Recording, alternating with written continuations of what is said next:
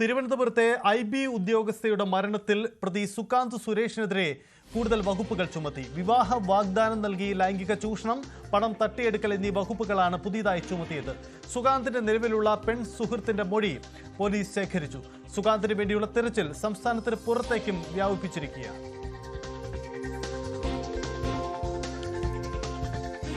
വിനോദ് ചേരുന്നു. വിനോദ്, പുതിയ വകുപ്പുകൾ ചുമത്തുന്നു. പക്ഷേ സുകാന്ത് ഇത്ര ദിവസവുമായി കുടുംബത്തിനോടൊപ്പം ഒളിവിൽ പോയിരിക്കുകയാണ്. എന്തുകൊണ്ടാണ് സുകാന്തിനെ കണ്ടെത്താൻ കഴിയാത്തത്?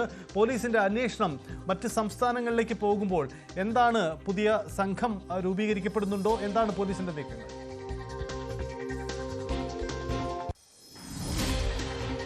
സൈദ്, ഇപ്പോൾ പുതിയ 2 വകുപ്പുകൾ കൂടിയാണ് ചുമത്തിയിട്ടുള്ളത്. സുകാന്തിനെതിരെ ഏറ്റവും ഒടുവിൽ ചുമത്തിയത് വിവാഹ വാഗ്ദാനം നൽകി ലൈംഗിക ചൂഷണം, സാമ്പത്തിക തട്ടിപ്പ്. ഈ 2 കാര്യങ്ങൾ കൂടി ഈ എഫ്ഐആറിന്റെ ഭാഗമായി മാറ്റിയിട്ടുണ്ട്. നേരത്തെ ബലാത്സംഗം, തട്ടിക്കൊണ്ടുപോകൽ വകുപ്പുകളാണ്, ജാമ്യമില്ലാ വകുപ്പുകളാണ് ചുമത്തിയിട്ടുള്ളത്. സൈദ് പറഞ്ഞതുപോലെ തന്നെ ഈ കേസിന്റെ ഒരു തുടക്കത്തിൽ പോലീസിന്റെ ഭാഗത്ത് നിന്നൊരു മെല്ലെപ്പോക്കുണ്ടായിരുന്നു. ഇതിന്റെ ഊർജിതമായ ഒരു അന്വേഷണം ആ ഘട്ടത്തിൽ നടന്നില്ല എന്ന് പറയണം. കാരണം 24-ന് ഈ മരണം സംഭവിക്കുന്നു.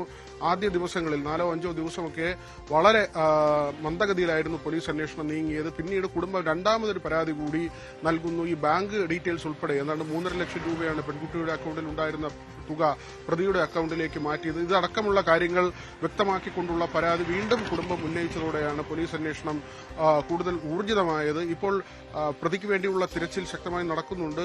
സംസ്ഥാനത്തിന് പുറത്തടക്കമാണ് ഈ തിരച്ചിൽ നടത്തുന്നത്.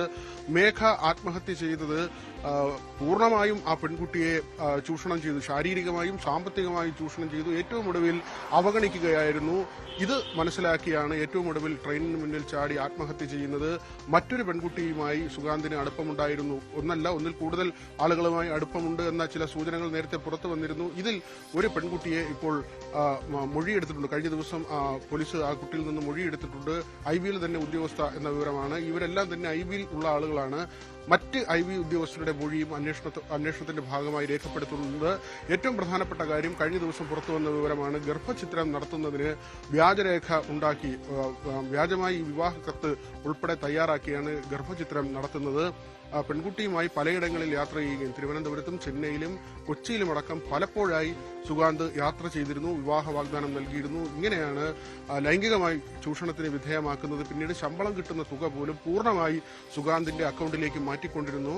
ഒടുവിൽ പെൺകുട്ടി ഗർഭചിത്രം നടത്തേണ്ട നിലയിലേക്ക് എത്തുകയും ബന്ധം പൂർണ്ണമായി വഷളായി പെൺകുട്ടിയെ ഒഴിവാക്കാനുള്ള നീക്കം പ്രതിയുടെ ഭാഗത്തു നിന്ന് ഉണ്ടാവുകയും ചെയ്തു. ഇങ്ങനെ ഒരാളെ തേടിയുള്ള അന്വേഷണമാണ് ഇപ്പോൾ നടക്കുന്നത്. സജിത്ത്, എവിടെ സുകാന്ത് എന്ന ചോദ്യമാണ്. അന്വേഷണ സംഘത്തിന് ആ തുടക്ക ദിവസത്തെ പിഴവാവാം. ഇതുവരെയും സുകാന്തിനെ പിടികൂടാൻ കഴിഞ്ഞിട്ടില്ല.